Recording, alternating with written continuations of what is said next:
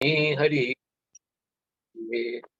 जयतां सुरतो पंगुर्ममामन्मते गति मत्सर्वस्य पदाम्बोजो श्रीराधा मदन मोहनो दिव्यद् वृन्दावरण्य कल्पद्रुमाद श्रीमद् रत्नागर सिंहासनस्थो श्रीमद् राधा श्रील गोविंद देवो प्रेष्ठालिभिः सेव्यमानो स्मरामि श्रीमान् रासरसारम्भी वंशीवटा तटस्थितः कर्षण वेणु स्वनेर गोपीर गोपीनाथ श्रीअस्तु नः तप्त कांचन गौरंगी श्री राधे वृंदावनेश्वरी वृषभानुसुते देवी प्रणमामि हरि प्रिये वाञ्छाकल्पतरुभ्यश्च कृपा सिन्धुभ्येव च पतितानां पावनेभ्यो वैष्णवेभ्यो नमो नमः।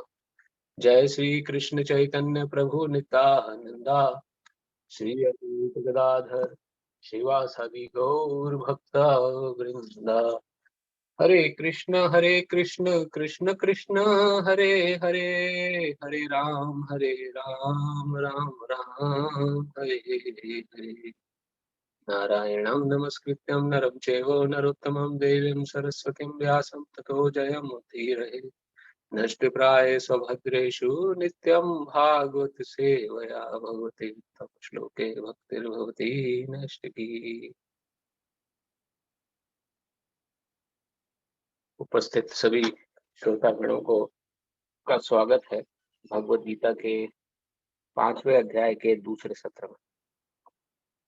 आप सभी जो नियमित रूप से यहाँ पर आ रहे हैं उससे वो बहुत ही ज्यादा प्रेरणाप्रद है, और हमारे लिए भी और जो सुन रहे हैं उनके लिए भी, कि भक्त का जो भाव है वो यही है कि श्रद्धा सबसे बड़ी उसकी पूंजी है। हमारे गुरु महाराज जी भजन में गाते हैं, जिसके मन विश्वास नहीं निराश नहीं तो क्या होगा, जो विष को अमृत समझा है उसका नाश नहीं तो क्या होगा। तो दो बातें यहाँ पर बहुत जरूरी है। एक विश्वास की बात हुई, एक विश्वास अर्थात श्रद्धा, और जो लोग पहले से हमारे साथ आ रहे हैं वो जानते हैं श्रद्धा किसे कहते हैं और निष्ठा किसे कहते हैं। और जो लोग नहीं आ रहे हैं तो उनके लिए ये भी इतना बताना चाहेंगे, आगे डिटेल में बताएंगे कि श्रद्धा और निष्ठा में दोनों एक ही है, लेकिन दोनों में जमीन आसमान का अंतर है। तो विश्वास यानी श्रद्धा होना, फेथ जिसे हम कहते हैं, फेथ भगवान के प्रति, फेथ भगवान है, जरूर है। कई लोगों के मन में विश्वास ये होता है कि भगवान पता नहीं है भी कि नहीं, दिखते तो है नहीं, या पहले दिखा दो हमें तब विश्वास करेंगे। तो ऐसी भावना के साथ जो लोग जी रहे हैं जीवन, तो उनको वो भी जी रहे हैं, और जो भगवान का भक्त है वो भी जी रहा है। वो भी नौकरी कर रहे हैं 8 घंटे की, भक्त भी नौकरी कर रहा है 8 घंटे की, वो भी घर गृहस्थी का पालन कर रहे हैं जो उनको भगवान पर विश्वास नहीं है, और भक्त भी अपनी जिम्मेदारी का निर्वाह कर रहा है, और अपनी जिम्मेदारियों को पालन करते हुए वो आगे बढ़ रहा है। तो अंतर क्या है? अंतर सिर्फ इतना ही है कि जो भगवान के प्रति विश्वास नहीं है जिसको, वो सोचता है कि अहम ब्रह्मास्मि, मैं ही करने वाला हूँ, मैं करूंगा तो कुछ होगा, नहीं तो मैं नहीं करूंगा कुछ भी काम तो मैं भी भूखा मरूंगा और मेरा परिवार भी भूखा मरेगा। लेकिन भगवान का जो भक्त है वो भी निठल्ला नहीं बैठा है, वो भी काम कर रहा है, लेकिन उसको काम करने की प्रवृत्ति क्या है कि कृष्ण की इच्छा होगी तो मुझे सफलता मिलेगी और मुझे प्रसाद मिलेगा, नहीं इच्छा होगी तो नहीं मिलेगा, लेकिन मैं अपनी ड्यूटी जरूर करूंगा, खाली नहीं बैठूंगा। तो भगवान का भक्त जो होता है वो कर्म योग अकर्म में लिप्त रहता है, कहने का अर्थ ये है। और जो अकर्म अर्थात जो भी वो कर्म कर रहा है उसको रिएक्शन नहीं लग रहा, ये हमने समझा था। और जो जो अभक्त है, जो भगवान के प्रति विश्वास नहीं है, वो भी जीवन यापन कर रहा है, उसको भी खूब बैंक बैलेंस, खूब अच्छा उसका जीवन यापन चल रहा है, लेकिन वो जो भी कर्म कर रहा है उसका रिएक्शन लग रहा है। एक अभक्त को भी जीवन में सुख का अनुभव होता है कि जीवन सब कुछ खुशहाल है, वेल बैलेंस्ड लाइफ चल रही है, कोई टेंशन नहीं है, किसी प्रकार का भी कोई हस्तक्षेप नहीं है किसी का, सिक्योर्ड लाइफ है, अच्छा बैलेंस है हमारे पास। लेकिन वो एक सूक्ष्म दृष्टिकोण को भूल जाता है जो भगवत गीता दर्शाती है कि जो भी आप कर्म कर रहे हो या जिससे भी आपकी वो लाइफ बैलेंस्ड हुई है, उसका आपको रिएक्शन देखना पड़ेगा। रिएक्शन कैसे कि अच्छा कर्म किया है तो अच्छा फल भोगना पड़ेगा, बुरा कर्म किया है तो बुरे का तो फल भोगना ही पड़ेगा। और वही जो एक भक्त है, उसने जो जो भी काम किया, उसको किसी काम की रिएक्शन नहीं लगी, क्योंकि उसने जो भी कार्य किया वो कृष्ण की संतुष्टि के लिए किया। इस अंतर को जो समझ लेता है, उसका जीवन सफल है भगवत गीता के अनुसार। ये मैं नहीं कह रहा हूँ, भगवत गीता बोल रही है कि जो भगवान की बताई वाणी के अनुसार कैसे जीवन जीना है, इस आर्ट को सीख लेता है, उसका जीवन सफल है, मनुष्य जीवन। और जो इस आर्ट को नहीं सीख पाया, उसका जीवन भले ही उसने कितना ही जीव संसार में क्यों ना उपलब्धि क्यों ना प्राप्त करी हो, फिर से वो मरने के लिए संसार में आएगा।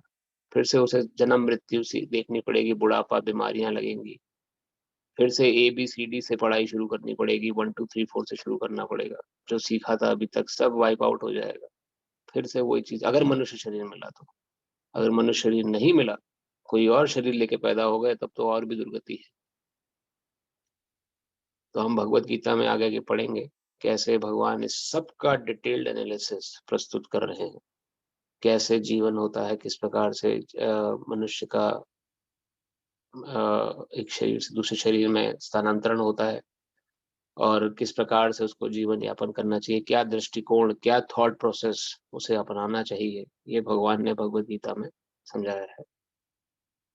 कि इन सभी को जानने से पहले एक माला जप भगवान के शुद्ध नाम की, जिससे कि हम अपने चित्त को शुद्ध कर सके और ये जो ज्ञान है इसको अपने मन में ठहरा सके। तो आप सभी से प्रार्थना है, एक माला जप हमारे साथ आप करें। अगर आपको माला थैली है तो माला थैली पे, नहीं तो हाथ पर 108 बार इस मंत्र को बोलना है। नमा ओम विष्णुपदाय कृष्णपृष्ठाय भूतले श्रीमते नवयुगे स्वामिनी नामिने नमस्ते प्रभुपादे नाम संकीर्तन प्रचारिणे निर्विशेषण्यवादी समस्त देश तारिणे नमा विष्णुपदाय कृष्णपृष्ठाय भूतले श्रीमते भक्ति वेदांत स्वामिनी नामिने नमस्ते सरस्वती देवे गौरवाणी प्रचारिणे निर्विशेषण्यवादी पाश्चात्य देश तारिणे। जय श्री कृष्ण चैतन्य प्रभु नित्यानंद श्री अद्वैत गदाधर श्रीवासादि गौर भक्तवृंद। आप अनम्यूट करना चाहें तो कर सकते हैं आप।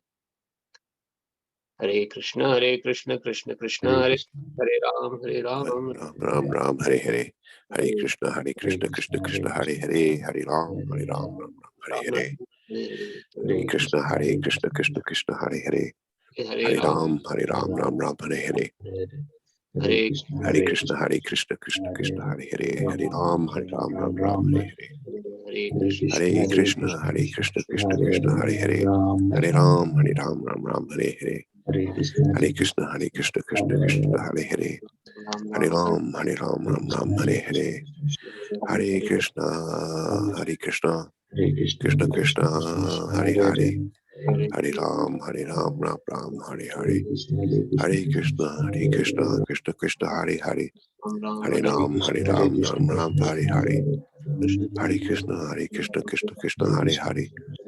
राम राम हरे हरे हरे कृष्ण कृष्ण कृष्ण हरे हरे हरे राम राम हरे हरे हरे कृष्ण कृष्ण कृष्ण हरे हरे हरे राम हरे हरे हरे कृष्ण कृष्ण कृष्ण हरे हरे राम हरे हरे हरे कृष्ण कृष्ण कृष्ण हरे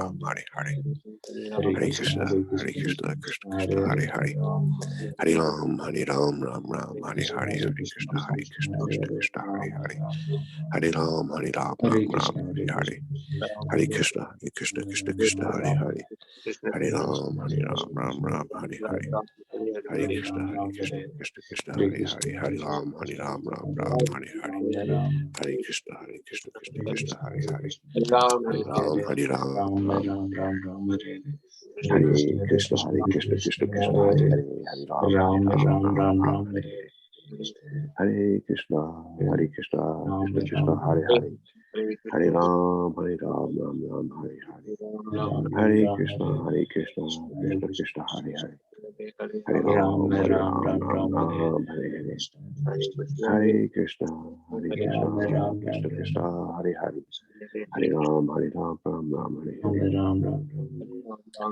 Hare, Hare Krishna, Krishna Krishna, Hare Hare, Hare Ram, Hare Ram, Ram Ram, Hare Hare, Hare Krishna, Krishna Krishna, Hare Hare, Hare Ram, Ram Ram, Hare Hare Krishna, Krishna Krishna, Hare Hare, Ram, Ram Ram, Hare Hare, Hare Krishna,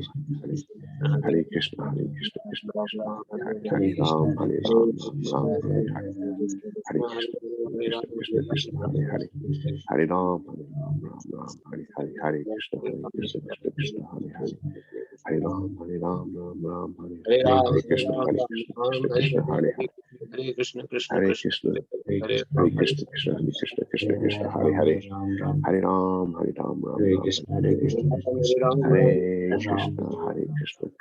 Hare Hare, Hare Ram, Ram Ram, Hare Hare, Hare Krishna, Krishna Krishna, Krishna Hare Hare, Hare Hare Ram, Ram, Hare Ram Ram, Hare Hare, Hare Krishna, Krishna, Krishna Krishna, Hare Hare, Hare Ram, Ram Ram, Hare Hare, Hare Krishna, Krishna Krishna, Hare Hare, Hare Ram, Hare Ram, Ram Ram, Hare Hare, Hare Krishna, Krishna, Hare Hare, Hare Ram, Ram Ram, Hare Hare, Hare Krishna, Krishna Krishna, Hare Hare, Hare Ram, Ram Ram, Hare Hare. Krishna, Krishna Krishna, Hare Ram, Ram Ram, Hare Ram, Krishna Krishna, Hare Hare, Hare Ram, Ram Ram, Krishna Hare Krishna, Krishna Krishna, Hare Hare, Hare Ram, Ram Hare Hare, Hare Krishna, Hare Krishna, Hare Krishna, Hare Krishna, Krishna Krishna, Hare Ram, Ram Ram, Hare Hare, Hare Hare Krishna, Krishna Hare Ram, Krishna, Hare Krishna, Hare Hare। Shri Krishna Chaitanya प्रभु नित्यानंद श्री अद्वैत शिवासादि गौर वृंद की।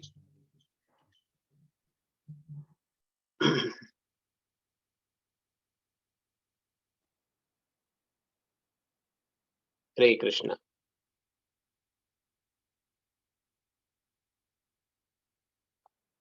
आज जो ये चित्र हम प्रस्तुत कर रहे हैं यहाँ पर, ये आज से 500 साल पुराना है।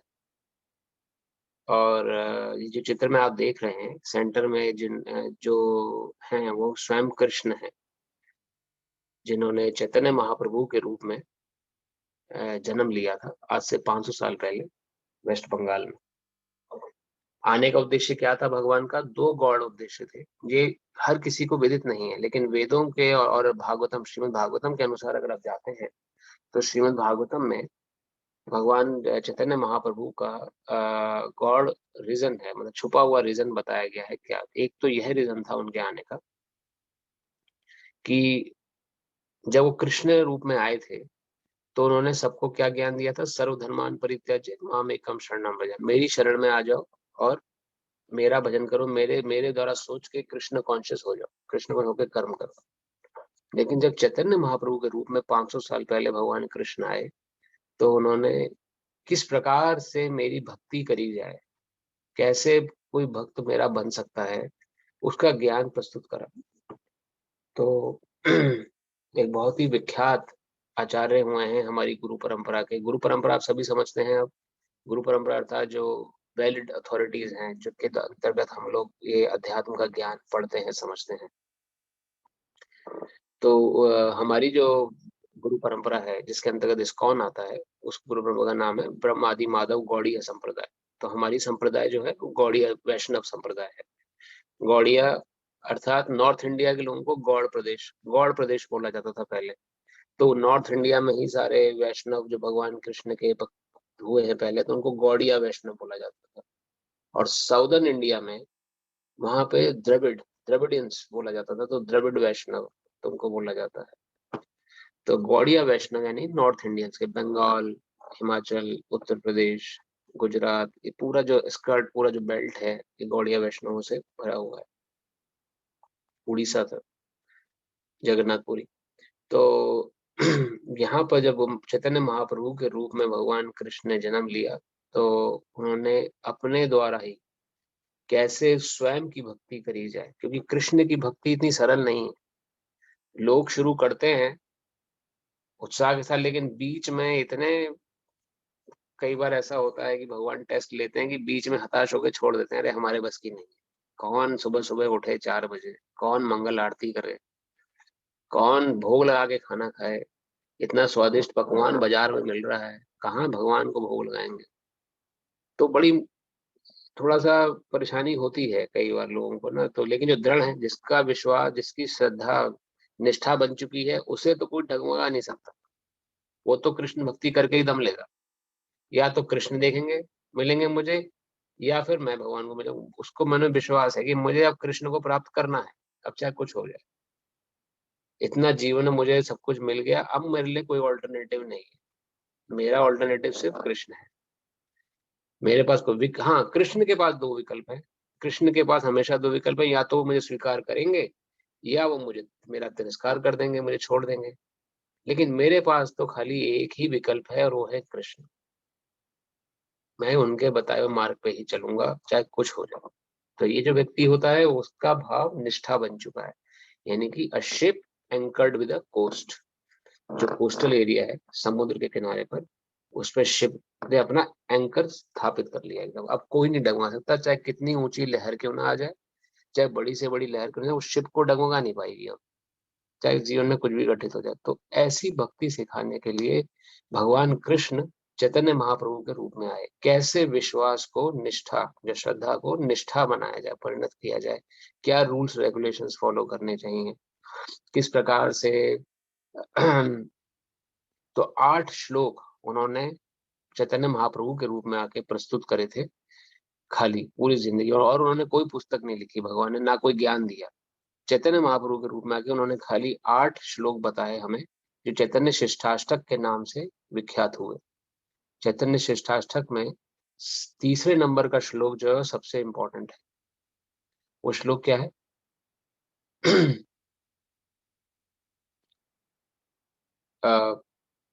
माने ना माने देना, कीर्तनीय सदर शुरू के बोल में तो दिमाग से कर रहे हैं।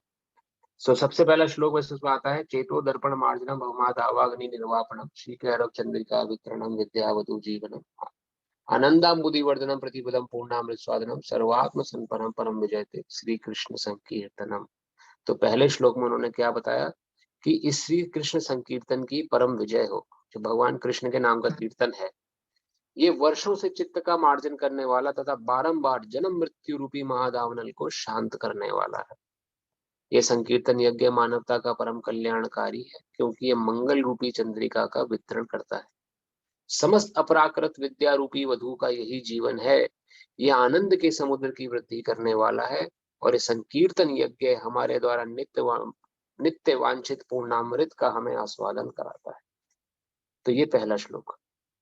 इसमें भगवान चैतन्य महाप्रभु ने किस बात पे जोर दिया? संकीर्तन यज्ञ, हरे कृष्ण महामंत्र पे जोर। जो हम हरे कृष्ण महामंत्र जब करते हैं, यही जरूरी है इस युग में। बस अगर आप कोई भी पूजा पाठ कर रहे हैं लेकिन हरे कृष्ण महामंत्र नहीं कर रहे, तो कोई रिजल्ट नहीं मिलने वाला इस कलयुग में। स्वयं कृष्ण चैतन्य महाप्रभु के रूप में बोल रहे हैं, लेकिन समाज में परोसा कुछ और जा रहा है। हमारे पंडितों द्वारा या और दूसरे धर्म धर्म के ठेकेदारों द्वारा अलग अलग चीजों से दृष्टिकोण प्रस्तुत किया जा रहा है इस देश को। लेकिन जो गूढ़ साहित्य, जो भक्ति भक्ति साहित्य है, जो वेद हैं हमारे, उसके अनुसार, और जो भगवत गीता है, जो परम शास्त्रों का जो निचोड़ है, उसके अनुसार जो इस युग की दवाई है, वो है संकीर्तन यज्ञ। इस कलयुग में खाली संकीर्तन यज्ञ ही एकमात्र हमारा कल्याण कर सकता है। और दूसरा श्लोक उन्होंने क्या बोला? नाम नामकारी बहुधा निज सर्वशक्ति तत्रापिता नियमिता स्मरणे न कालः एतादृशी तव कृपा भगवन ममापि दुर्दे विदुषम मिहाजनी नानुरागः। हे भगवान, आपने तो अपने नाम में समस्त अपनी शक्तियां अर्पित कर दी हैं। समस्त प्रकार की जितनी शक्तियां आप में स्वयं में हैं, वो आपके नाम में भी उपलब्ध है। चैतन्य महाप्रभु कह रहे हैं, इन नाम का कीर्तन करने में देश काल आदि का कोई नियम भी नहीं है। जो भी अब हरे कृष्ण महामंत्र किसी को जप करना है तो वो अमेरिका में रह के भी कर सकता है, अफ्रीका में भी रह के कर सकता है, क्यूबा में भी रह के कर सकता है, किसी आइलैंड पे एकदम आइसोलेटेड आइलैंड पे जाके भी हरे कृष्ण महामंत्र जप कर सकता है, इंडिया में भी कर सकता है। जरूरी नहीं है कि इंडिया में ही जप किया जाए, एनीवेयर दुनिया में कहीं भी आप हैं और आपको ज्ञान है कि आपको हरे कृष्ण महामंत्र जप करना चाहिए तो आप जप कर सकते हैं। और आज की डेट में इस्कॉन ने इतनी पब्लिसिटी, इस्कॉन का इतना फेमस है, श्रीला प्रभुपाद जो आए उन्होंने देश के हर कोने कोने में इस्कॉन मंदिर, हर कोने कोने में हरि नाम को पहुंचा दिया। आज की डेट में कोई विरला ही व्यक्ति ऐसा होगा जिसको हरे कृष्णा मूवमेंट या ऐसे के बारे में नहीं पता होगा। क्यों? क्योंकि ये नियम है, स्वयं चैतन्य महाप्रभु ने कहा है कि इसमें देश काल आदि का कोई नियम भी नहीं है, ना देश काल आदि का कोई नियम है, और इसमें भगवान कृष्ण की समस्त शक्तियां अर्पित हैं। जब समझ, लेकिन साथ में उन्होंने और क्या कहा, लेकिन मैं इतना दुर्भाग्यशाली हूं कि आपके नाम के प्रति मेरा तनिक भी अनुराग नहीं है। वो चैतन्य महाप्रभु कह रहे हैं कि इतना शक्तिशाली नाम है आपका, आपने इतना दिव्य अपना नाम प्रस्तुत किया, हरे कृष्ण नाम, अपना कृष्ण नाम आपने दिया, लेकिन मैं इसके प्रति उदासीन हूँ, बिल्कुल ज्यादा मेरे अंदर उसके प्रति भाव नहीं है। समय मिलेगा तो कर लूंगा, नहीं मिलेगा तो मैं बहुत बिजी, मेरा शेड्यूल है। जबकि ये कलयुग की दवाई हमें जन्म मृत्यु के चक्कर से छुड़ा सकता है। इतनी पोटेंसी है इसके अंदर कि हमारे अंदर जो इतने दोष हैं, काम, क्रोध, लोभ, मोह, मद, मत्सर, अहंकार और ईर्ष्या, ये जो हमारे अंदर भरी पड़ी है, जो हमें दिन रात नचाती रहती है, उसको शांत करने के लिए इसके अंदर पूरी पोटेंसी है, नाम है, लेकिन इसके प्रति मेरा तनिक भी अनुराग नहीं है। ये दूसरा श्लोक चैतन्य महाप्रभु ने बोला, इनडायरेक्टली हमें बोला कि हमें इसके प्रति अनुराग होना चाहिए। पूर्ण सबसे इंपॉर्टेंट है हमारे लिए हरे कृष्ण महामंत्र। ऐसी भाव हमारे मन में होना चाहिए कि भगवान का नाम और स्वयं भगवान में कोई अंतर नहीं है। कृष्ण का नाम और कृष्ण में स्वयं अंतर नहीं है। हनुमान जी ने, हनुमान जी जब सागर मंथन हो, जब सागर पे सेतु बांधना था, रावण के पास जा रहे थे भगवान राम, तो क्या किया था वानरों ने? उन्होंने सिर्फ राम नाम लिखा पत्थरों पर और पत्थर तैरने लगे। भगवान राम ने एक पत्थर उठाया, भगवान राम ने पत्थर को पानी में डाला, वो पत्थर डूब गया। तो भगवान अचरज में हनुमान जी से पूछते हैं, हनुमत ये बताओ, तुम मेरा नाम लिख के पत्थर पे डाल रहे हो, पत्थर तैर रहे हैं, मैंने एक पत्थर को डाला, वो पत्थर डूब गया। तो हनुमान जी बहुत सुंदर उत्तर देते हैं, वो पत्थर भी तर जाएंगे जिनमें लिखा श्री राम, वो दिल वाले डूब जाएंगे जिनमें नहीं भगवान या श्री राम। तो कहने का अर्थ यह है कि वो पत्थर हृदय, वो पत्थर हृदय व्यक्ति जिसका हृदय एकदम कठोर है, जठिर है, जो कि समस्त प्रकार की गलत काम कर रहा है, अगर वो हरिनाम करना प्रारंभ कर दे तो वो भी तर जाएगा, वो भी भव सागर से पार हो जाएगा। यह हनुमान जी ने उत्तर दिया। और जिसको स्वयं आपने छोड़ दिया, मतलब कि क्या, जिसने आपको नहीं अपनाया, आपके नाम को नहीं अपनाया, वो भले ही कितना प्रतिभाशाली क्यों ना हो संसार में, भले ही उसके पास कितना ही सिक्योरिटी वाइज या मॉनेटरी वाइज कितना कुछ क्यों ना हो, जिसके जीवन में राम नहीं है, जिसके जीवन में कृष्ण नहीं है, वो डूब जाएंगे। डूबने का अर्थ क्या है? जन्म मृत्यु का चक्कर, फिर बार बार जन्म लेंगे, फिर मरेंगे, फिर जन्म लेंगे, फिर मरेंगे, फिर जन्म लेंगे, फिर मरेंगे। कितने जन्मों से करते आ रहे हैं हम ये सब, हमें इसका एहसास तक नहीं, हम भूल चुके हैं। भगवान का गुण है एक तरीके से कि हम भूल गए थे, लेकिन हमारे आपके कई जन्म हो चुके हैं। भगवत गीता शास्त्रों के अनुसार, वेद के अनुसार हम बार बार जन्म ले रहे हैं, और साइंस भी आज की डेट में ये चीज प्रूव कर चुका है। Law of conservation of energy, अगर आपने पढ़ी हो, साइंस के आप विद्यार्थी रहे हो, तो उसमें लिखा है, energy can neither be created nor destroyed, it can only change it's form. खाली अपनी फॉर्म बदलती है वो। फर्स्ट लॉ ऑफ थर्मोडायनेमिक्स है। तो हम अगर एनर्जी हैं तो हम अपनी फॉर्म बदल रहे हैं। आज इस ह्यूमन फॉर्म में है, कल किसी पशु फॉर्म में चले जाएंगे, फिर किसी कीट पतंग की फॉर्म में चले जाएंगे, लेकिन एनर्जी वही रहेगी, आत्मा वही रहेगी, उसमें कोई अंतर नहीं आएगा। उसका फॉर्म बदलेगा उसके कर्मों के अनुसार। वही भगवत गीता में प्रदर्शित किया गया है कि आपके जैसे कर्म होंगे वैसा आपका फॉर्म होगा। साइंस भी प्रूव कर चुका है बात। तीसरा श्लोक चैतन्य महाप्रभु ने क्या बोला? तृणादपि सुनीचेना तरुरपि सहस्रुणा अमानिना मान देना कीर्तन्य सदा हरि।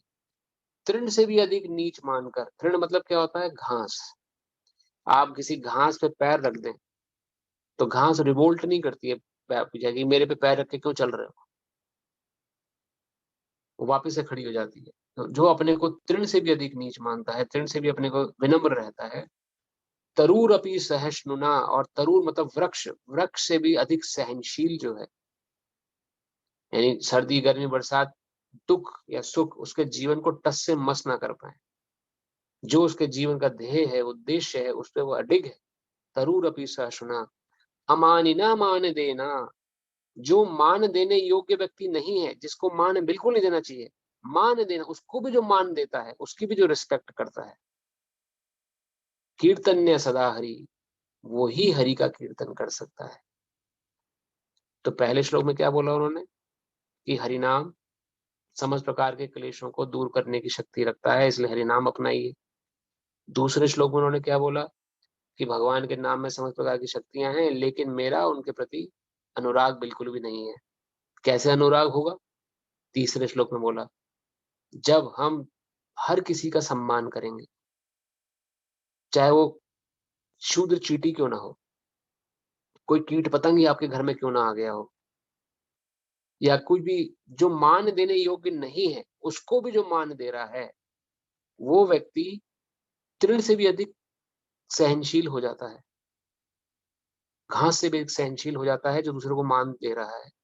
और तरूर अपनी सहिष्णुना, और वृक्ष से भी अधिक सहिष्णु, यानी कि हर परिस्थिति का सामना कर सकता है। अगर हम हर किसी का सम्मान कर रहे हैं, हर किसी को अगर हम अच्छे दृष्टिकोण से कर रहे हैं, और वही व्यक्ति हरिनाम कीर्तन कर सकता है। तीसरे श्लोक में बोला, जब आप हरिनाम कर रहे हैं, चौथे श्लोक में भगवान क्या बोलते हैं? ना धनम ना जनम ना सौंदर्यम कविता मा जगदीश कामये मम जन्मनि जन्मनि ईश्वरे भवतात् भक्ति अहेतु कीर्ति। ना धनम, ना मुझे धन की इच्छा है, ना जन्म, ना मैं दोबारा जन्म लेना चाहता हूँ, ना सुंदरिम कविता, ना मुझे किसी प्रकार से सौंदर्य वाली व्यक्ति पुरुष या स्त्री की आवश्यकता है, ना मैं बहुत बड़ा कवितज्ञ बनना चाहता हूँ। क्या चाहिए आपको? मम जन्मनि जन्मनि ईश्वरे भवताद भक्ति रहितु कीर्ति। मैं जन्म जन्मांतर आपकी भक्ति करता रहूं, बस मैं जन्म जन्मांतर आपके नाम का जप करता रहूं, ये मेरा भाव है। जो इस भाव को हम अपना लेंगे तो ये भाव श्रद्धा का आता है। जब निष्ठा से, जब श्रद्धा से निष्ठा, भगवान की निष्ठा का भाव है ये, जिसमें हम भगवान से क्या प्रार्थना करते हैं? भगवान आपने मुझे सब कुछ दिया, बिना मांगे सब कुछ दे दिया, बिन मांगे आपने मुझे सिक्योरिटी दे दी, बिन मांगे मुझे आपने मॉनेटरी साउंड कर दिया, बिन मांगे आपने मुझे इतनी अच्छी इंटेलिजेंस दी। इंटेलिजेंस हम लोग लेके पैदा नहीं करी है, इस इंटेलिजेंस की वजह से ही हम लोग संसार में अपना काम कर पा रहे हैं, कुछ कमा पा रहे हैं। ये इंटेलिजेंस हमें किसने दी? ये भगवान से हमें मिली है। इस इंटेलिजेंस का सदुपयोग भगवान की सेवा में ही हमें करना चाहिए। तो हमें भगवान ने बिन मांगे सब कुछ दे दिया। तो अब मैं क्या करना चाहता हूँ? जन्म जन्मांतर आपकी बस भक्ति, चाहे मुझे आप संसार में जहां भी रखें, मैं आपकी भक्ति कर सकूं। बस अपनी श्रद्धा लेवल तक जो मैं उठ गया हूं, इससे नीचे मैं ना गिरूं कभी भी किसी परिस्थिति में। अगर मेरा भाव श्रद्धा तक उठ गया है तो वो भाव रख के भगवान से प्रार्थना करी उन्होंने चौथे श्लोक में। हरिनाम करते हुए जब मैं सहनशीलता को अपना लूं, तो फिर मुझे किसी प्रकार का आकर्षण ना रहे संसार का, कि मैं बहुत अर्जित धन करना है, धन अर्जित करना है, उससे भागना नहीं, जंगल नहीं जाना, साधु बाबा नहीं बनना है। धन अर्जित करना है, उसको सदुपयोग में लगा सके। ये नहीं कि धन के पीछे ही पागल हो गए, बस अब तो बस पैसा कमाना है, एकदम करोड़पति बिलियनर बन के दिखाना है। उसमें बुराई नहीं है, लेकिन अगर भाव सिर्फ वही है कि हमें बिलियनर बनना है अपनी सुख के लिए, तो हमें उसके रिएक्शन लग जाएंगे। फिर बिलियनर बनिए आप, लेकिन कृष्ण की प्रसन्नता के लिए बिलियनर बनिए, तो उसका रिएक्शन नहीं लगेगा। ये कला आपको सीखनी है, कैसे बिलियनर मिलियनर बना जाए, वो स्किल सेट आपके होने चाहिए। लेकिन भाव कृष्ण की प्रसन्नता होना चाहिए, कि वो पैसा जो हो कृष्ण सेवा में लगे, कृष्ण का कीर्तन हो, कृष्ण भगवान के नाम का प्रचार हो। तो जब भगवान कृष्ण का भाव में रख के आप बिलियनियर बनने का प्रयास करेंगे तो वो प्रोसेस जो होगा उसका रिएक्शन नहीं लगेगा, वो भक्ति बन जाएगा। लेकिन बिलियनियर अपनी प्रसन्नता के लिए, अपने परिवार की प्रसन्नता के लिए बनने की कोशिश करेंगे तो बिलियनियर बन जाएंगे, लेकिन वो रिएक्शन के साथ बनेंगे, फिर वो रिएक्शन हमें भोगना पड़ेगा। तो ये भगवद गीता में सिखाती है। तो चौथे अध्याय में भगवान 14 श्लोक में उन्होंने क्या बोला कि धन अर्जित अपने लिए नहीं, आपके लिए हमें सेवा करनी है। पांचवा, फिर आगे के भाव आते हैं उसमें। तो आज हम 4 भाव तक पढ़ेंगे जिसमें हम श्रद्धा तक समझेंगे, क्योंकि आगे के भाव जो है गूढ़ गूढ़ भक्ति के हैं, वो आप सुन लीजिए फिर आप बस, क्योंकि उसको समझाने के लिए हमें भगवद गीता थोड़ा सा और अध्ययन करना पड़ेगा। तो जो 5वां श्लोक है वो है नयनम गलद सुधार्या वदनम गदगद हृदया गिरा पुलकेर निचितम वपु कदा तव नाम ग्रहणे भविष्यति। कब मेरे नेत्रों से अविरल अश्रुओं की धारा आपके नाम को सुनने मात्र बहेगी। ये शुद्ध भक्ति के भाव हैं। जो भक्त होता है वो भगवान के विरह में रोता है कि कृष्ण कब मैं आपकी सेवा करने लायक बनूंगा। आपने मुझे सब आपने मुझे सुखी साम्राज्य दिया, परिवार दिया, एक अच्छी पोजीशन दिया, सब कुछ दिया, और मैं अपनी इंटेलिजेंस का यूज कर पा रहा हूँ पर मैं आपकी सेवा नहीं कर पा रहा हूँ। ये अपनी जो कमी का एहसास होता है कि भगवान कैसे सेवा करें, उससे जो हम अश्रु आंसू निकलते हैं भगवान के प्रति, कैसे मैं आपकी सेवा करूं, किस प्रकार से मैं आपकी सेवा कर सकता हूँ। जब वो ना करने पाने की संभावना होती है तो वो उस भाव का यहाँ पे चैतन्य महाप्रभु वर्णन कर रहे हैं। नयनम गलद अश्रुधा, कब मेरा गला गदगद वाक्यों से रुद्ध हो जाएगा, कब मेरे आंखों से अविरल अश्रु की धारा निकलेगी आपके प्रेम के प्रति, कब मैं आपसे प्रेम करूंगा। तो ये भाव, ये अभी हमें समझ में आ भी सकता, नहीं भी आ सकता, नहीं आने की संभावना ज्यादा है, क्योंकि ये भक्ति की पराकाष्ठा वाले भाव हैं। श्रद्धा से आगे की स्टेज है ये। श्रद्धा से आगे अगर आपको ध्यान हो, कौन सी स्टेज है, किसी को ध्यान है श्रद्धा से अगली स्टेज कौन सी है? आसक्ति है कि रुचि है? रुचि। रुचि, आसक्ति, रुचि, फिर आसक्ति, उसके बाद भाव, और फिर प्रेम, 8वीं स्टेज। तो श्रद्धा तक तो हमारा जद्दोजहद चलती रहती है। कभी श्रद्धा फिर से ड्रॉप हो जाती है, फिर साधु संग करते हैं, फिर भजन करने लग जाते हैं, फिर श्रद्धा तक उठ जाते हैं, फिर ड्रॉप हो जाते हैं किन्हीं कारणों से, कोई सर्कमस्टेंस हो गए, फिर एकदम डामाडोल हो गया, अरे पता नहीं भगवान है कि नहीं। तो हम उसी तरह से डामाडोल स्थिति में घूमते रहते हैं कई बार। या कई बार गुण हम पे हावी हो जाते हैं, रजोगुण तमोगुण सतोगुण के बीच में ऑस्किलेट करते रहते हैं। तो ये जो भाव ऊपर नीचे चढ़ाव आता रहता है, ये इन्हीं कारण से। लेकिन जब श्रद्धा मतलब स्टेबिलिटी आने लगी तो अगला भाव आया रुचि, रुचि पैदा हुई, वो और जानने की कोशिश हुई, फिर आसक्ति हुआ, आसक्ति हो गई, फिर भाव, फिर वो भाव। अब आगे के श्लोक जो है वो भाव वाले हैं, भाव और प्रेम की जब आपकी वो स्थिति आप अर्जित कर लेंगे तो फिर चैतन्य महाप्रभु क्या कहते हैं 6ठे श्लोक में, नयनम गल सुधार्या वदनम गदगद हृदया गिरा पुलके निचितम उपगता तव नाम ग्रहण भविष्यति युगायितम निमेषेण। 6ठा श्लोक, युगायितम निमेषेण चक्ष प्रविशायितम शून्यायितम जगत सर्वम गोविंद विरहण में। हे प्रभु, आपके विरह में मुझे जगत शून्य दिखाई देता है, कुछ नहीं है संसार में। अगर आप नहीं है तो कुछ नहीं। अगर मेरे जीवन में कृष्ण नहीं है तो मेरा जीवन बेकार है। मैं कृष्ण के बिना नहीं रह सकता या नहीं रह सकती। कृष्ण मुझे अपने जीवन में तो जहां भी मैं रहूंगा, तो जनरली भक्त क्या करते हैं, मंदिर के पास घर बनाते हैं जहाँ कृष्ण का संग हो सके, या कृष्ण के कीर्तन में सम्मिलित हो सके, या उनके आदान प्रदान कर सके भक्तों के साथ, या भगवान के दर्शन कर सके, रोज आसानी से दर्शन हो जाए। अगर घर मंदिर से 20 माइल्स दूर है तो जाने के लिए भी एक बार सोचते हैं हम कि अरे कौन जाए मंदिर, ठंड में तो बिल्कुल नहीं जा पाएंगे, बहुत कोल्ड हो रही है, आज तो बर्फ पड़ी है, आज मंदिर स्किप कर देते हैं। तो भक्त जो है अपनी इंटेलिजेंस लगाता है फिर कि कैसी परिस्थिति क्यों ना हो, मैं भगवान के दर्शन रोज होते रहे बस। मेरे जीवन में कृष्ण मेरे जीवन से कभी ना जाए, और मैं कोई ऐसी परिस्थिति पैदा ही ना होने दूं कि जिससे कृष्ण मेरे जीवन से निकल जाए, या मैं भूल जाऊं उनके बाद, या मेरा इंटरेस्ट होना कम हो जाए।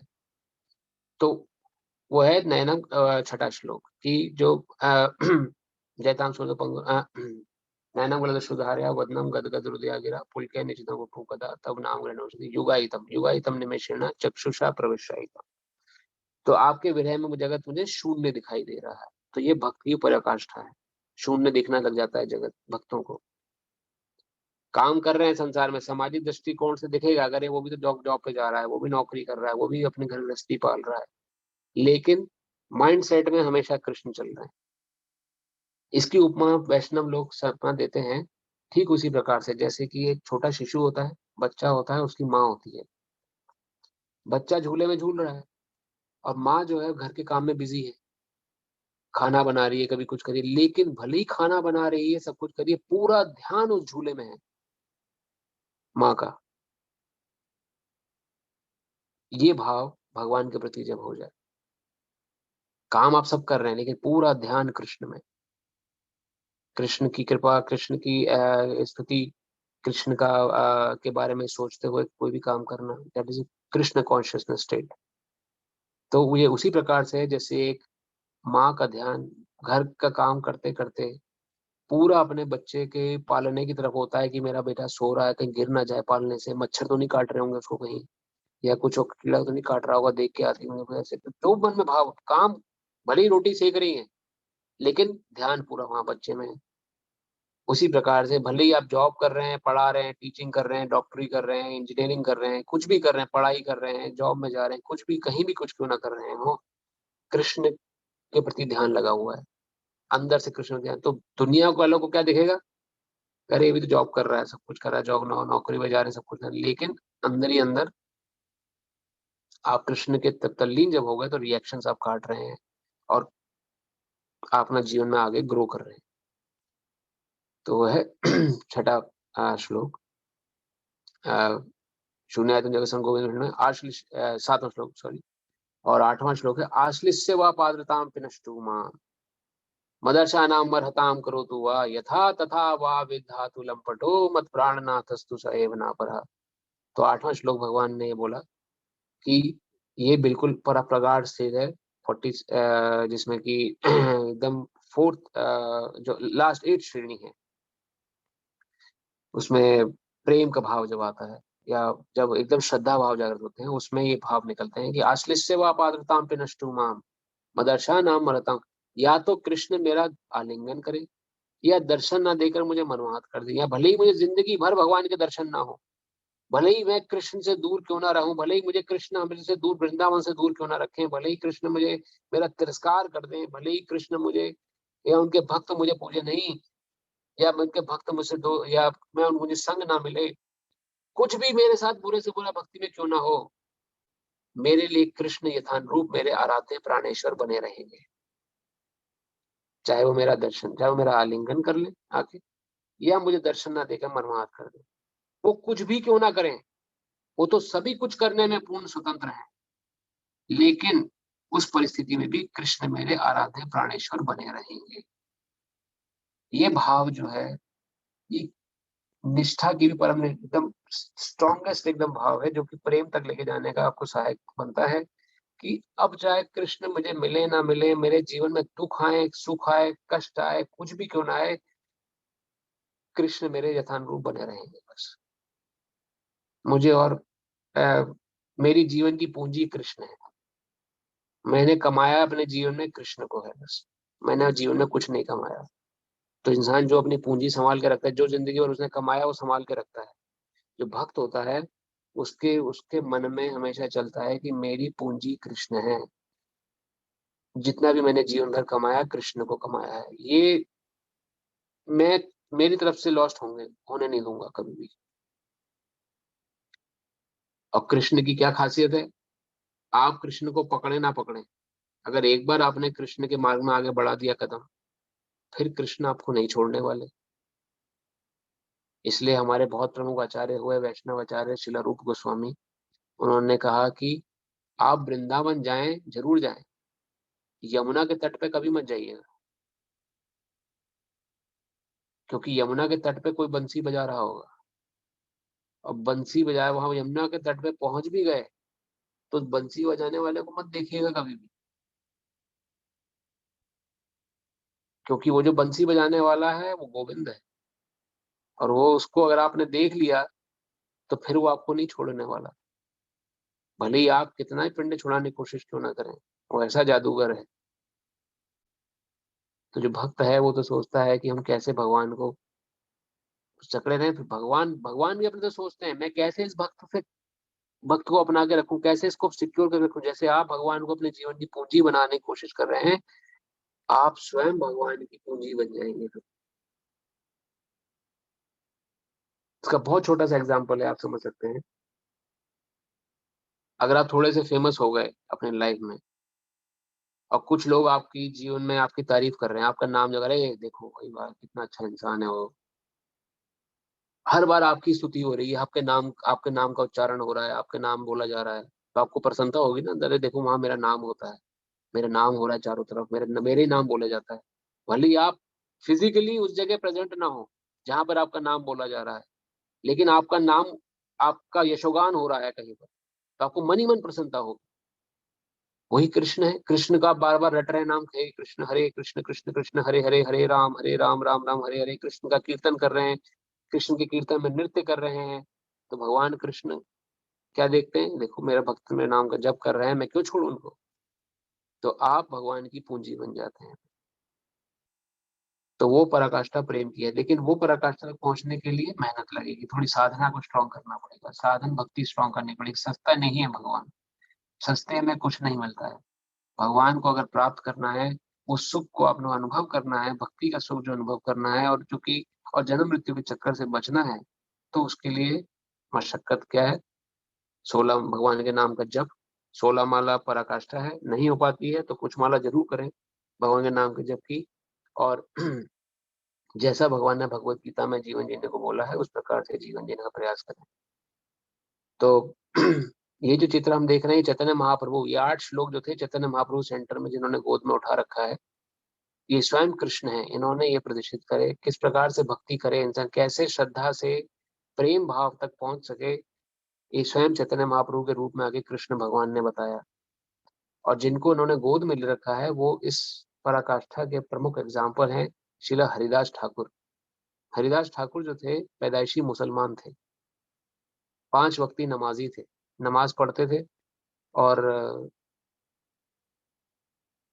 उनको ज्ञान हुआ जब हरे कृष्ण महामंत्र का उनको टेस्ट लगा, तो गुरु दीक्षा लेने के बाद नमाज नहीं छोड़ी, जब भी करते थे नमाज भी। लेकिन बाद में नाम के प्रति इतनी प्रगाढ़ता आ गई कि दिन में 22 घंटा जप करते थे। इमेजिन, 22 घंटा, 24 घंटे में से 22 घंटा जप कर रहे हैं। मुगल समय था, उस समय मुगल लोगों का राज था, और मुगल लोगों ने इनको गिराने के लिए, इनको उनके पद से भ्रष्ट करने के लिए एक वैश्या को भेजा इनके पास, हीराबाई नाम था उसका। वैश्या को भेजा, और ये उस समय तुलसी माता के सामने बैठ के जप कर रहे थे। वैश्या उनके पास पहुंची तो बोली कि आप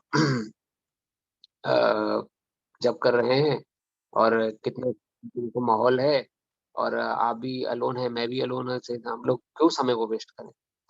तो हरिदास ठाकुर कहते हैं मैं आपके मन की वृत्ति को समझ चुका हूँ, आप थोड़ी देर बैठिए, मैंने एक नियम ले रखा है कि मैं 22 घंटा जप करता हूँ, आप यहाँ बैठो मेरे पास, मैं जप करता हूँ, उसके बाद फिर आपसे बात करूंगा, जो आपकी इच्छा है फिर हम वो पूर्ति करेंगे।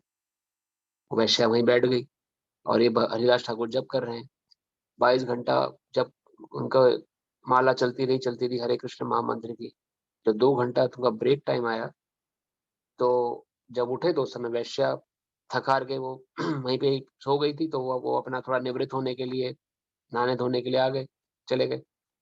जब वापिस आए तो फिर से जब करने बैठ गए। फिर जब वैश्या सो के उठी तो अरे आप फिर जब कर रहे हो, तो फिर वो बैठी रही। ऐसे 3 दिन तक वो बात नहीं कर पाई हरिदास ठाकुर जी से। तीसरे दिन उसका मन परिवर्तित हो गया, क्योंकि शुद्ध वैष्णव के मुख से हरे कृष्ण महामंत्र सुन रही थी, तो खुद उसके मन में ऐसे भाव आ गए आत्मग्लानि के कि मैं क्या काम करने आई थी यहाँ पर, कितने शुद्ध प्रमुख वैष्णव हैं। और उन्हीं के चरणों में नतमस्तक हो गई हीराबाई, और उनसे प्रार्थना करी कि मैं इस भाव से आपके पास आई थी, गलत विचार से, लेकिन आपके संग के कारण, आपके हरिनाम जप के कारण मेरा मन परिवर्तन हो गया। तो सेकंड स्टेज आपने समझी ना, पहली श्रद्धा नहीं थी, लेकिन दूसरी स्टेज क्या है, साधु संग। साधु संघ के बाद क्या होगा, भजन क्रिया। जब हरे कृष्ण महामंत्र सुना उन्होंने तो भजन कान में पड़ने लगा उनके। चौथी स्टेज, अनर्थ निवृत्ति, मन में जितने अनर्थ थे, काम क्रोध लोभ मोह, जाने लगे, चले गए। और जब वो निकल गए तो निष्ठा हो गई उनके चरणों के प्रति, और श्रद्धा भाव से उनके चरणों में नतमस्तक होकर दीक्षा ली हरिदास ठाकुर से, हीराबाई ने। और हीराबाई को हरिदास ठाकुर जी कहते हैं, मुझे 3 दिन पहले ही पता लग गया था कि तुम किस भाव से आई हो यहाँ पर, मैं छोड़ के चला जाता तुम्हें, लेकिन तुम एक जीव हो, तुम्हारे जीवन का उद्धार करने के लिए हरे कृष्ण मंत्र प्रदान करने में यहाँ रुका रहा और तुम्हें हरे कृष्ण महामंत्र सुनाया। तो ये हरे कृष्ण महामंत्र बहुत ही दुर्लभ है। तो जब उन प्रमुख वैष्णव हरिदास ठाकुर जी ने अपना शरीर छोड़ा, उसकी बहुत लंबी कथा है, आज हमारा काफी समय इसी में निकल गया, लेकिन ये थोड़ा सा हरिनाम के ऊपर उद्देश्य देना जरूरी था, क्योंकि हमारे आगे जो चैप्टर हैं बढ़ेंगे, ये हरिनाम के ऊपर उनका प्रमुख महत्व भगवान ने भी बताया है भगवत गीता में। तो स्वयं कृष्ण ने आके उनको गोदी में उठाया जब उन्होंने अपना शरीर छोड़ दिया था, क्योंकि पैदाइशी मुसलमान थे, मंदिर में उस समय जात पात की विधि थी, तो कोई मंदिर में उनको घुसने नहीं देता था। भले ही वैष्णव तिलक लगाते थे, सब कुछ था, हरिनाम जप करते थे, लेकिन ब्राह्मण आप समझते ही हैं कि किस प्रकार का समय था उस समय, मुगल समय में भी, तो ये बाहर बैठ के जब करते थे। स्वयं कृष्ण ने उनकी सेवा चैतन्य महाप्रभु के रूप में करी उन्होंने। और बहुत सारी की जीवन की रोचक कथाएं हैं, कभी समय मिलेगा आपको हरिदास ठाकुर जी के बारे में बताएंगे। तो हरिनाम का बहुत विशेष महत्व है हम सभी के जीवन में। अगर हम हरिनाम को अपनाते हैं तो हमारे जीवन में हर प्रकार के कष्ट जो हैं वो तत्क्षण समाप्त हो सकते हैं, अगर विश्वास से हम आगे बढ़ें और श्रद्धा रख के अगर आगे बढ़ेंगे तो जरूर भाव और निष्ठा स्टेज तक पहुंच पाएंगे।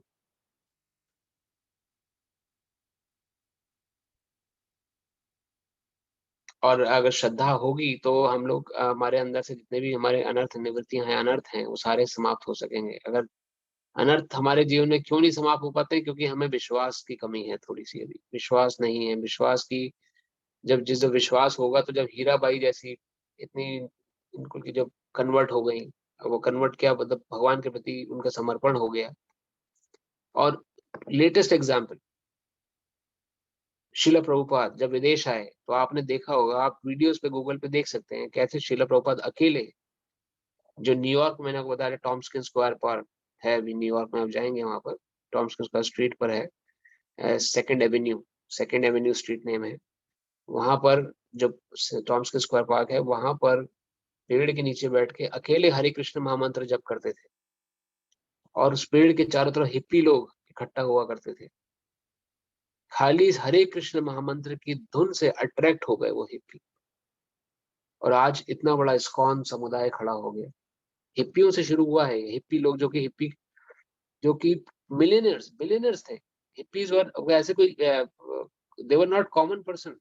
जो हिप्पी लोग थे, उनके माता पिता बहुत करोड़पति, बहुत ही धनाढ़ परिवार के थे, बट दे वो अपने जीवन का फोकस एक गलत दिशा में दे रहे थे, ड्रग्स एडिक्शन में और दूसरी चीजों में। लेकिन चैतन्य महाप्रभु के द्वारा बताया हुए जो मार्ग था हरिनाम का, वो श्रील प्रभुपाद ने अपनाया और हरिनाम के माध्यम से उनका हृदय परिवर्तन किया।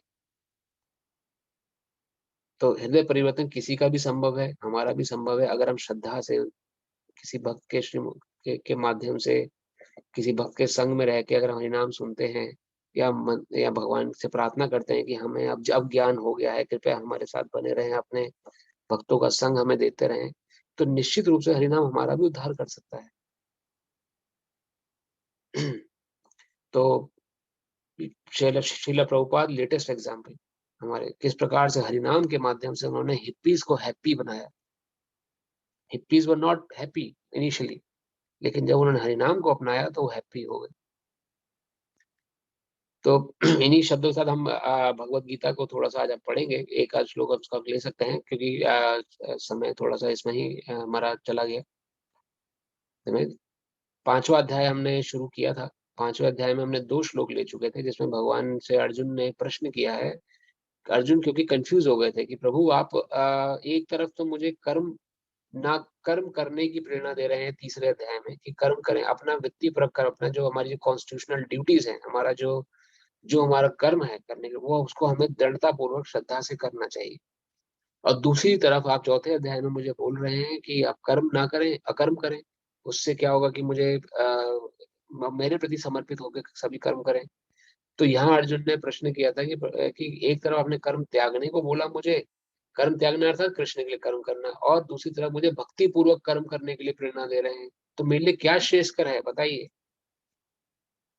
तो भगवान ने उत्तर दिया, मुक्ति के लिए जो कर्म का परित्याग तथा भक्ति में कर्म दोनों ही उत्तम है, किंतु इन दोनों में कर्म के परित्याग से भक्ति युक्त कर्म श्रेष्ठ है। तो जो भक्ति में किया गया कर्म, जो भगवान कृष्ण की भक्ति के लिए किया गया कर्म जो है वो श्रेष्ठ कर्म बताया गया है, अकर्म की संज्ञा जिसको हमने ली थी। तो आज तीसरे श्लोक हम लेते हैं। कोई भक्त या माता हमारे बीच में है जो पढ़ना चाहेंगी श्लोक? हाँ प्रभु, मैं पढ़ता हूँ। पढ़िए प्रभु। ज्ञेयः स नित्य सन्यासी जो न द्वेष्टि न कांधत्ति निर्द्वंद्वो हि महाबाहो सुखम बंधात् प्रमुच्यते। टेक्स्ट: जो पुरुष न तो कर्म फलों से घृणा करता है और न कर्म फल की इच्छा करता है, वह नित्य सन्यासी जाना जाता है। हे महाबाहु अर्जुन, ऐसा मनुष्य समस्त द्वंद्वों से रहित होकर भवबंधन को पार कर पूर्णतया मुक्त हो जाता है। परपट श्रील प्रभुपाद की जय। पूर्णतया कृष्ण भावना भावित पुरुष नित्य सन्यासी है, क्योंकि वह अपने कर्म फल से न तो घृणा करता है न ही उसकी आकांक्षा करता है। ऐसा सन्यासी भगवान की दिव्य प्रेम भक्ति के परायण होकर पूर्ण ज्ञानी होता है, क्योंकि वह कृष्ण के साथ अपनी स्वाभाविक स्थिति को जानता है। वह भली भांति जानता रहता है कि कृष्ण पूर्ण अंशी हैं और स्वयं अंश मात्र है। ऐसा ज्ञान पूर्ण होता है, क्योंकि यह गुणात्मक तथा सकारात्मक रूप से सही है। कृष्ण तादात्म्य की भावना भ्रांत है, क्योंकि अंश अंशी के तुल्य नहीं हो सकता। यह ज्ञान की एकता गुणों की है, न कि गुणों की मात्रा की। सही दिव्य ज्ञान है जिससे मनुष्य अपने आप में पूर्ण बनता है, जिससे न तो किसी वस्तु की आकांक्षा रहती है न किसी का शोक। उसके मन में किसी प्रकार का छल कपट नहीं रहता, क्योंकि वह जो कुछ भी करता है कृष्ण के लिए करता है। इस प्रकार छल कपट से रहित होकर वह इस भौतिक जगत से भी मुक्त हो जाता है। देखिए भगवान यहाँ बता रहे हैं, एक पंथ दो काज। एक तो ये कि अगर कर्म फल के प्रति आसक्ति नहीं है, सक्सेस होऊंगा कि फेल होऊंगा, नो वरीज, मुझे अपनी रिस्पॉन्सिबिलिटीज को फुलफिल करना है बस। तो जो कृष्ण भक्त होता है उसका दृष्टिकोण यहाँ भगवान प्रदर्शित कर रहे हैं। तो ऐसे दृष्टिकोण को लेके जो कर्म करता है उसे कभी असफलता मिलने पर कष्ट नहीं होगा, और सफलता मिलने पर भी ज्यादा वो फूला फूला होकर मतलब खुशी नहीं मनाता है। दोनों ही रिजल्ट को वो कृष्ण का रिजल्ट समझता है कि जैसा कृष्ण की इच्छा हुई वैसा मुझे रिजल्ट मिला, और आगे के लिए बढ़ता है। ऐसा व्यक्ति को यहाँ क्या बताया जा रहा है? सन्यासी।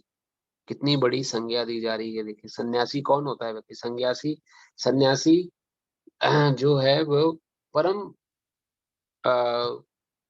शुद्ध हैं, जो भगवान के प्रति समर्पित हैं, और उनको एटमोस्ट रिस्पेक्ट जिसको सोसाइटी में मिलती है। यहाँ भगवान हमारे आपके जीवन को एक सन्यासी के जीवन में कैसे कन्वर्ट किया जाए बता रहे हैं। और ये नहीं कह रहे कि छोड़ दें आप सब कुछ, अपनी रिस्पॉन्सिबिलिटी छोड़ दें। भगवान यहाँ स्वयं क्या बोल रहे हैं? जो कर्मों से ना तो घृणा करता है, जो कर्म फलों से ना तो घृणा करता है और ना कर्म फल की इच्छा करता है, बस ये कला हमें सीखनी है कि हम ऐसा कर्म करें कि ना हमें कर्म जो भी रिजल्ट हो उसे बुरा रिजल्ट तो घृणा ना करें।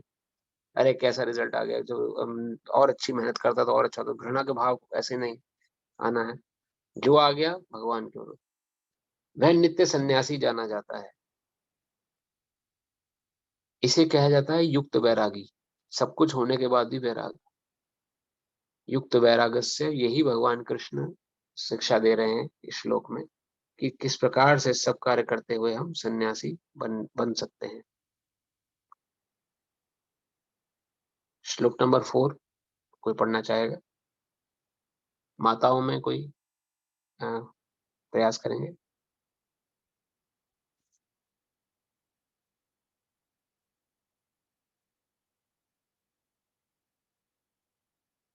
कोई नहीं?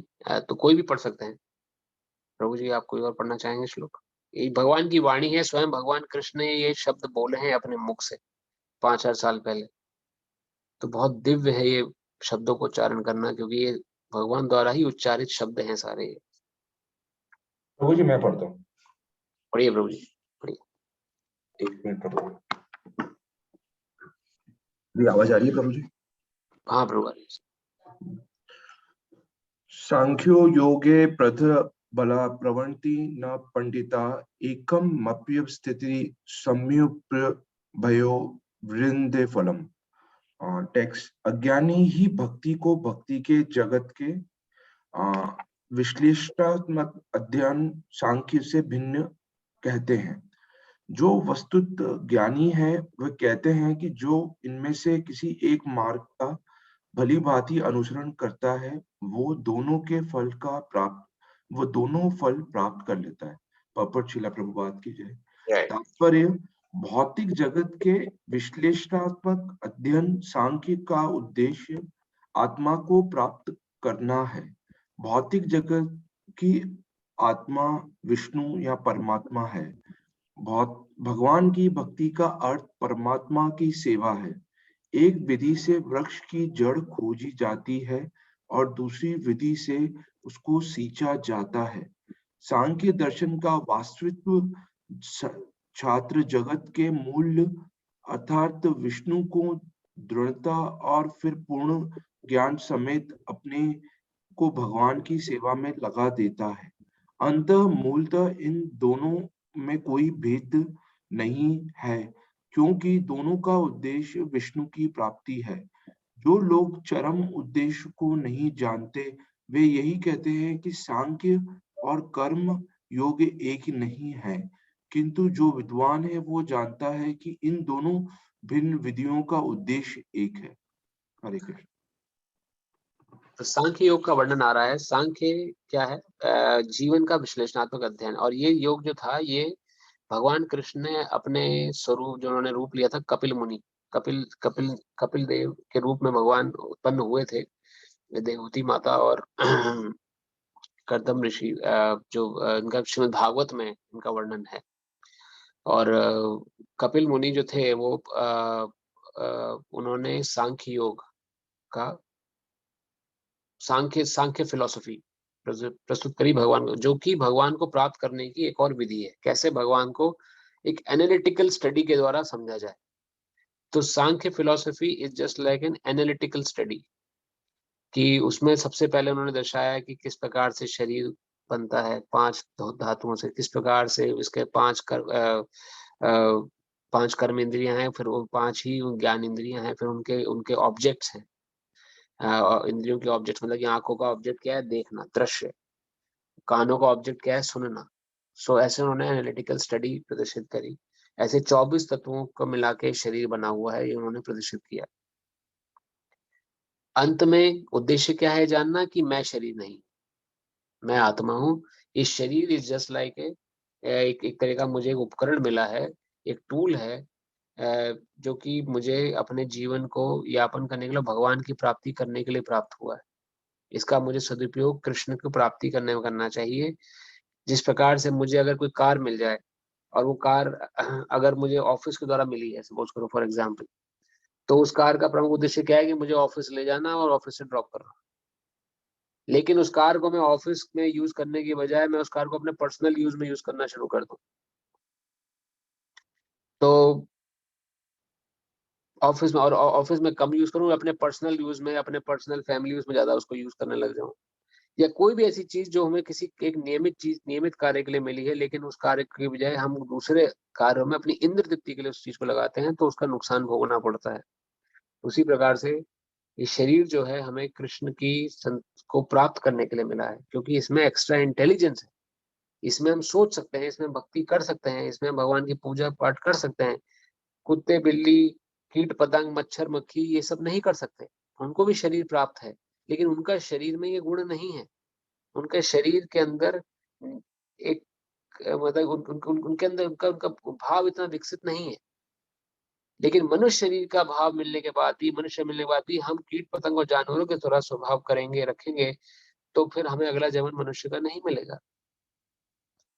उसी प्रकार से ये ज्ञान उन्होंने प्रदर्शित किया कपिल मुनि ने सांख्य दर्शन में, कि सबसे पहले उन्होंने शरीर बनता कैसे उसकी रचना का उल्लेख किया, फिर शरीर से पृथक आत्मा है उसका विश्लेषण दिया कि हमारा स्वरूप क्या है, आत्मा, जीव रे स्वरूप होए नित्य कृष्णदास, और आत्मा होने के बाद हमारा स्वरूप क्या है, कृष्ण के दास हैं, कृष्ण के बॉडी के पार्ट हैं। जस्ट लाइक कोई अंतरंग शक्ति भगवान की सेवा के निमित्त है। और भक्ति में कर्म क्या है, जब ये ज्ञान हो जाए कि मैं भगवान कृष्ण से जुड़ा हुआ हूँ, मैं भगवान कृष्ण से पृथक नहीं हूँ, मैं उन्हीं का ही पार्ट एंड पार्सल हूँ। तो जिस प्रकार से मेरा हाथ मेरा पार्ट एंड पार्सल है, ये हाथ सोचे कि मुझे रसगुल्ला खाना है और इसके हाथ पे रसगुल्ला रख दें, तो क्या है हाथ रसगुल्ला खा लेगा अपने आप? ये हाथ रसगुल्ला नहीं खा पाएगा। इसका काम क्या है, रसगुल्ले को उठाए और मुंह में डाले, ताकि मुंह के अंदर से जब पेट में जाएगा, आमाशय में जाएगा, वहां से एनर्जी बनेगी। वो एनर्जी जब इस हाथ को मिलेगी तो ये हाथ स्ट्रांग हो जाएगा। तो हाथ की संतुष्टि कब हुई, जब उसने शरीर की सेवा में अपना काम योगदान दिया। अगर खुद ही सोचे कि मैं खुद खा लूं इसको, तो नहीं खा सकता। उसी प्रकार से इस संसार में अगर हम सोचें कि हम खुद अपना एंजॉय करते रहें, भगवान को लेना देना नहीं है, तो हमें परम सुख नहीं मिलेगा, हमारे जीवन में कष्ट आएंगे सर। लेकिन वही कार्य जब हम भगवान कृष्ण की प्रसन्नता के लिए करेंगे, उनकी तो भगवान जब प्रसन्न होंगे तो हमें प्रसन्नता मिल जाएगी अपने आप। इसकी उपमा यहाँ पर दी हुई है वृक्ष की जड़ में पानी डालना। तो एक विधि से वृक्ष की जड़ में, यानी कि ये भक्ति की विधि जो है वृक्ष की जड़ में पानी डालने से होती है। मतलब कि अगर आप किसी वृक्ष की जड़ में पानी डालेंगे तो उस वृक्ष की पत्ती पत्ती और टहनी टहनी तक पानी पहुंच जाएगा। आपको अलग से हर एक पत्ती पर पानी का छिड़काव करने की जरूरत नहीं है, अलग से हर टहनी को पानी से भिगोने की आवश्यकता नहीं है, सीधा जड़ में पानी डालिए आप।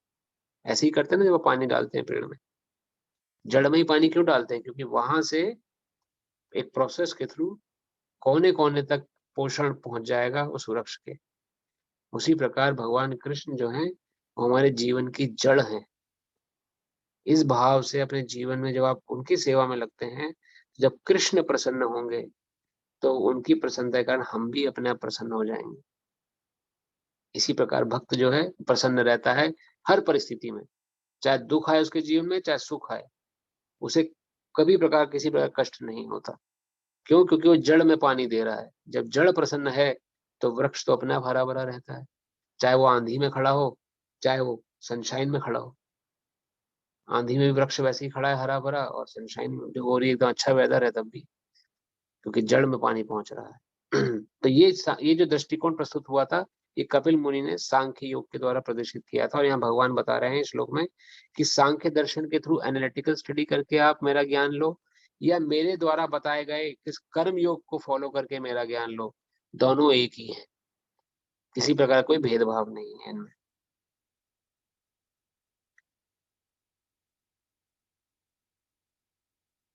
एक श्लोक और ले पाएंगे आज, उसके बाद हम कथा को विश्राम देंगे। कोई पढ़ना चाहेगा 5वां श्लोक? प्रभु मैं पढ़ सकता हूँ। आप पढ़िए प्रभु। यत् सांख्ये प्राप्यते स्थानं तद्योगैरपि गम्यते एकं सांख्यं च योगं च या पश्यति सा पश्यति। Very The important. text. Very important.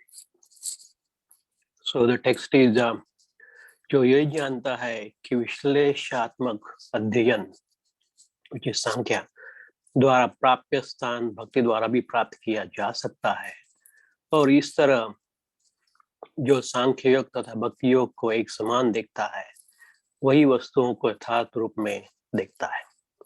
So purport Shri शिला प्रभुपाद की जय। तात्पर्य, दार्शनिक शोध इस सांख्य के वास्तविक उद्देश्य जीवन के चरम लक्ष्य की खोज है। क्योंकि जीवन का चरम लक्ष्य आत्म साक्षात्कार है, अतः इन दोनों विधियों से प्राप्त होने वाले परिणामों में कोई अंतर नहीं है। सांख्य दार्शनिक शोध के द्वारा इस निष्कर्ष पे पहुंचा जा सकता है कि जीव भौतिक जगत का नहीं अपितु पूर्ण परमात्मा का अंश है। फलतः जीवात्मा का भी भौतिक जगत से कोई सराकार नहीं होता। उसके सारे कार्य परमेश्वर से संबंध होने चाहिए। जब वह कृष्ण भावनामृत वश कार्य करता है तभी वह अपनी स्वाभाविक स्थिति में होता है।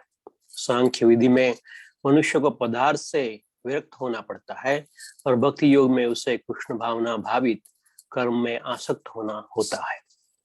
वस्तुतः दोनों ही विधियां एक है, यद्यपि ऊपर से एक विधि में विरक्ति दिखती है और दूसरे में आसक्ति है। जो पदार्थ से विरक्ति और कृष्ण में आसक्ति को एक ही तरह देखता है वही वस्तुओं को यथारूप में देखता है।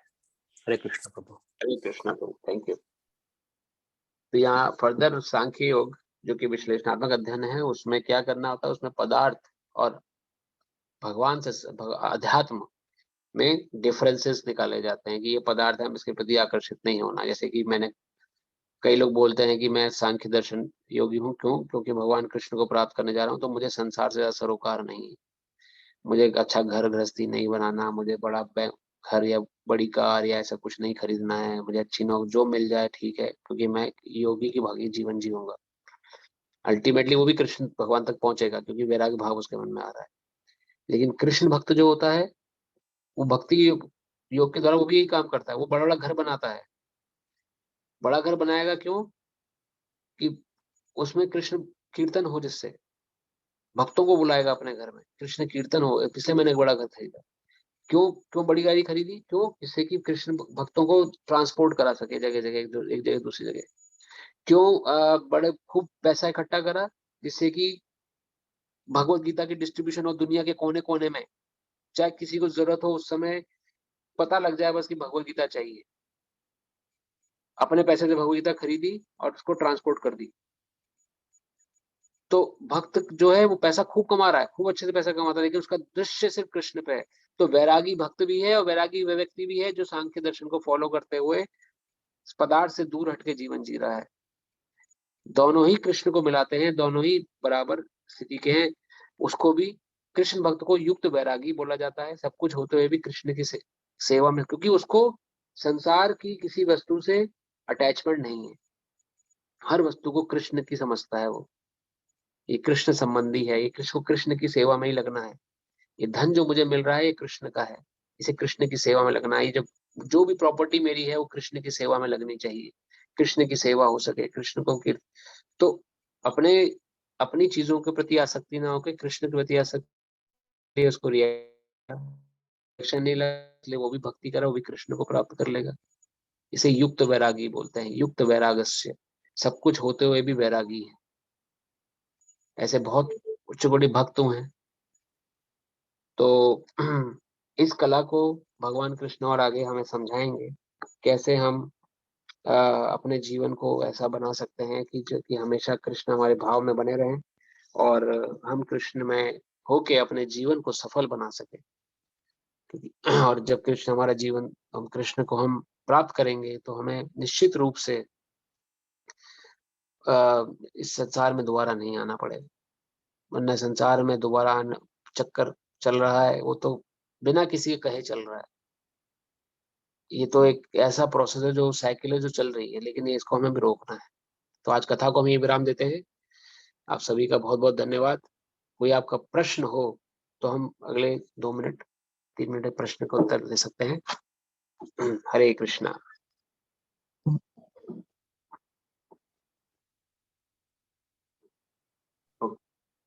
हरे कृष्ण प्रभु। हरे प्रभु कृष्ण।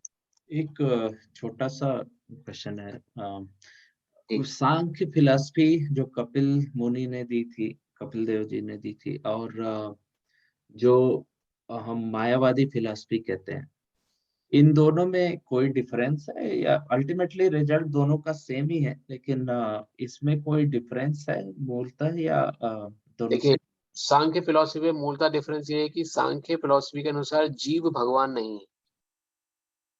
जीव जो है वो भगवान से पृथक है, लेकिन है भगवान का अंश ही। सांख्य फिलॉसफी में भगवान कपिल मुनि ने क्या बताया कि सबसे पहले शरीर किसका बना है? मैं जीव शरीर नहीं है, शरीर धातुओं का बना है। और just like a matter, dead matter, जैसा कि मृत्यु के बाद हो जाता है ना, मृत्यु जब आत्मा शरीर, जब सोल शरीर को छोड़ देती है तो शरीर तो वही है, सामने पड़ा हुआ है, वही 2 हाथ पैर टांग मुंह आंख सब कुछ वही है। फिर कितना ही ऑक्सीजन ग्लूकोज चढ़ा दीजिए शरीर नहीं उठेगा। शरीर is just like a dead matter. इसके अंदर जब तक आत्मा इस पे आरूढ़ होके से चला रही है तब तक ये चल रहा है, तब तक आंखों में तेज है, जबान पे शक्ति है बोलने की। तो सांख्य फिलॉसफी ये दर्शन कराती है कि अपने से शरीर को पृथक देखें, आप ये शरीर नहीं। सबसे पहले तो इस शरीर में जो बदलाव हो रहे हैं वो आपके अंदर एक्चुअल में नहीं हो रहे।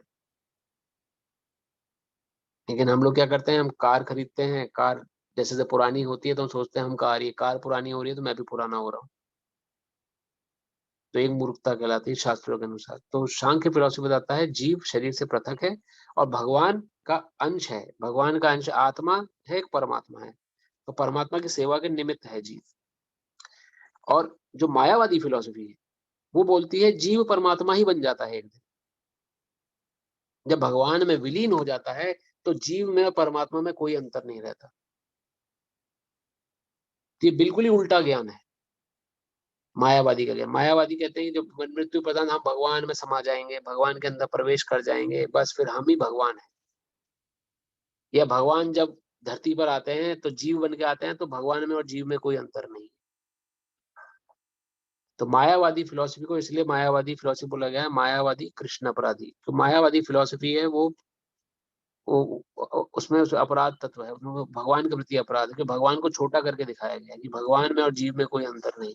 लेकिन सांख्य फिलॉसफी में जीव भगवान से पृथक है और उनकी सेवा के निमित्त है। इसलिए सांख्य फिलॉसफी के अनुसार हमारा जो सिद्धांत है, हमारी जो फिलॉसफी है, जो गौड़ीय वैष्णव की फिलॉसफी है, उसको बोला गया है अचिंत्य भेद अभेद तत्व। और जो मायावादी फिलॉसफी है उसका नाम है अद्वैतवाद। अद्वैत मतलब दो नहीं, एक ही। जीव और कृष्ण में कोई अंतर नहीं। तो अद्वैत फिलॉसफी मायावादी है और हमारी फिलॉसफी जो है गौड़ीय वैष्णवों की फिलॉसफी सांख्य के अनुसार अचिंत्य भेद अभेद, भेद भी है और अभेद भी है। भेद कैसे कि साइज में भेद है। भगवान अथाह है, हम लघु हैं। इस प्रकार समुद्र अथाह है और समुद्र की बूंद लघु है। समुद्र की बूंद में समुद्र के सारे गुण हैं, नमकीनपना, नमक, एवरीथिंग। लेकिन समुद्र की क्वांटिटी में और बूंद की क्वांटिटी में अंतर है, क्वालिटी सेम है। उसी प्रकार से जीव के अंदर वो समस्त क्वालिटी है जो भगवान के अंदर है, लेकिन क्वालिटी जो है वो लिमिटेड है। और वो क्वालिटी जो है संसार के गुणों के प्रभाव में आके ढक जाती है, इसलिए बुराइयां शुरू हो जाती है, मन में क्लेश द्वेष भाव पैदा हो जाते हैं। लेकिन जब वही हम साधु संघ में आते हैं, भक्तों का संग करते हैं, अनर्थ चले जाते हैं मन से, निष्ठा स्टेज पर आते हैं, तो फिर से भगवत तुल्य हो जाते हैं। भगवान की वही क्वालिटी मन में दूसरों के प्रति अच्छा भाव आने लगता है। क्यों? क्योंकि हमारे अंदर है पहले से, लेकिन ये ढका हुआ है। तो दोनों में अंतर है प्रभु। ठीक है प्रभु। हाँ प्रभु, बहुत अच्छा डिस्क्रिप्शन। हाँ, काफी कंफ्यूजन दूर हो गया। हरे कृष्ण। तो कोई अगर प्रश्न और ना हो तो हम कथा को आज ही विराम देते हैं। आप सभी से प्रार्थना है कि हमारे साथ बने रहें। और मेरे पास 2-3 चीजें पेंडिंग चल रही हैं। एक तो मुझे गिरीश प्रभु जी ने बोला था फ्लो चार्ट्स पिछले 4 चैप्टर का, वो मैं बना रहा हूँ, बन के मैं जैसे ही बन जाए मैं शेयर कर दूंगा, तो आपको एक फ्लो पता रहेगा हर चैप्टर का, तो क्या क्या इम्पोर्टेंट है उसमें। और दूसरा ये कि रिकॉर्डिंग पिछले हफ्ते की रह गई थी, तो इस हफ्ते की और पिछले हफ्ते की रिकॉर्डिंग मैं भी आज शेयर कर दूंगा आप सभी से। इन्हीं शब्दों के साथ हम कथा को ही विराम देते हैं। आप सभी का बहुत बहुत धन्यवाद। आगामी हफ्ता आप सभी के लिए शुभ हो। हरे कृष्णा। हरे कृष्ण। हरे कृष्ण। हरे कृष्ण। हरे कृष्ण प्रभु। हरे कृष्ण। धन्यवाद। हरे हरे कृष्ण। हरे कृष्ण।